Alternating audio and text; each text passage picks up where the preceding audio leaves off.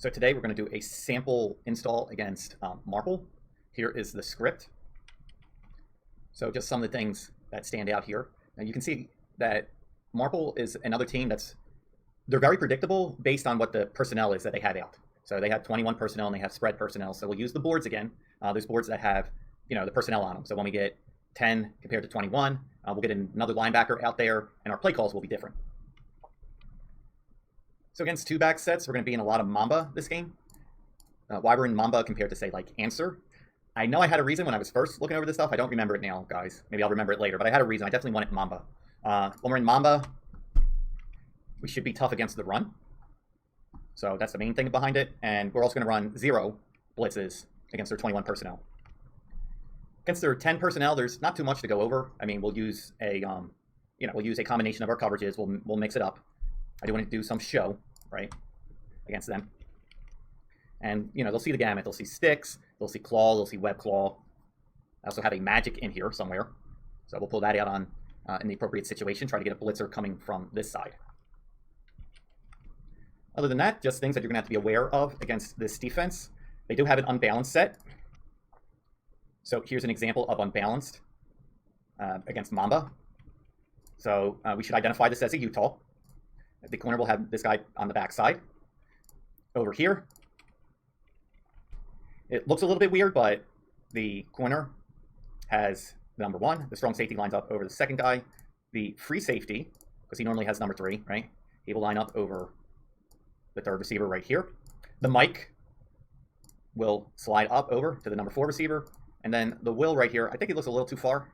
I don't know exactly how the program is making the scout card. But we should look something like this. So we'll have a defender over this guy, this guy, this guy, and even this guy here. Even though that's a tackle, he would be in the position normally that a tight end would be. So there you have it. That's how we'll look against the Utah if it's Mamba. If it's something like Answer or Sticks, we'll still look very similar because the Buck will be over this guy. The Mike will be over the number 4 guy, etc. Lastly, let's go over our empty checks. So no matter what the play call is, let's say this was the play call. When we get empty, we're going to check to something, and we have several of them that we're going to use today. We're going to put these calls on a wristband, and that'll be given to the linebacker. So when they come out and empty, they'll be able to read it off the check that we're going to check into. So here's the first check. For the back end, it's Mohawk 0.